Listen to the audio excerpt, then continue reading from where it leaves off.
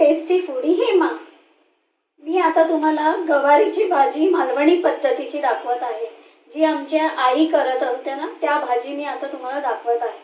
त्यामध्ये मी 1.5 कप गवार घेतलेली आहे, अर्धा वाटी खोबरं घेतलेलं आहे, 1 कांदा घेतलेला आहे बारीक चिरून, मीठ घेतलेलं आहे 1 टीस्पून, अर्धा टीस्पून साखर घेतलेली आहे, अर्धा टोमॅटो आहे, लसूण 2 चेचून घेतलेली आहे, जिरं अर्धा टीस्पून घेतलं आहे, राई हे फोडणीसाठी आहे, जिरं अर्धा टीस्पून, राई अर्धा टीस्पून आणि चिमूटभर हिंग, मालवणी गरम मसाला आहे, हळद आहे आणि लाल मिरची पावडर आहे. हे सगळं आमचं घरगुतीच आहे. हां, आता मी गॅस पेटवत आहे.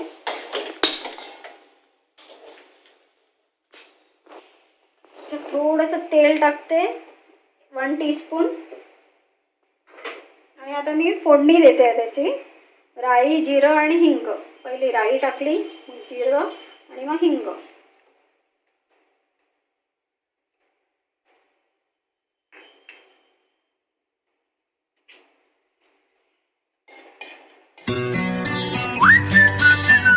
जरा राई चांगली मस्त अशी तडतडली की मग थोडंसं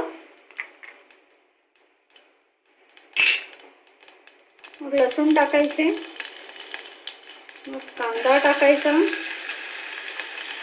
आणि तो जरा लाल होईपर्यंत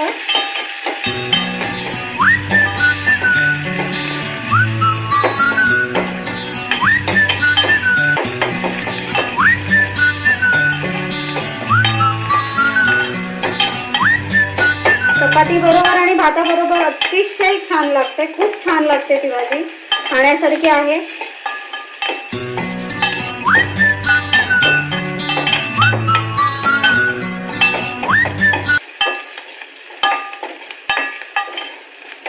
आणि गॅसची फ्लेम तुम्ही बारीक करूनच भाजी करायची.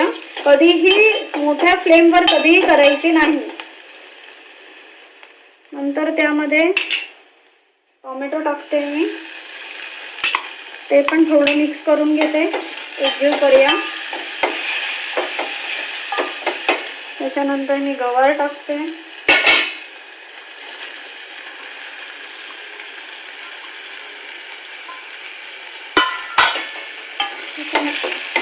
चांगले मिक्स करून घ्यायचे.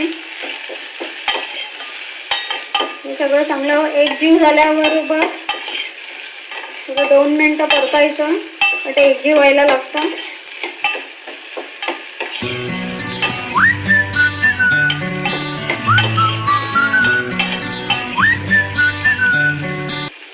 एकजीव झाल्यानंतर मग व्यवस्थित त्याच्यावरती झाकण ठेवून त्याच्यावरती पाणी ठेवायचं. त्या वाफेवरती शिजवायची थोडा वेळ.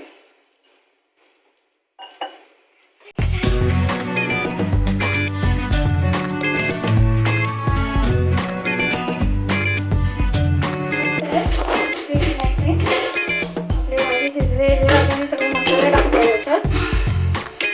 त्याच्यामध्ये सर्वप्रथम मी टाकते गरम मसाला,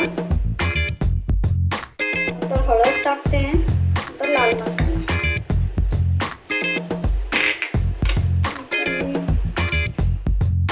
अशी साखर टाकते, मीठ टाकते, चांगल्या मिक्स करते.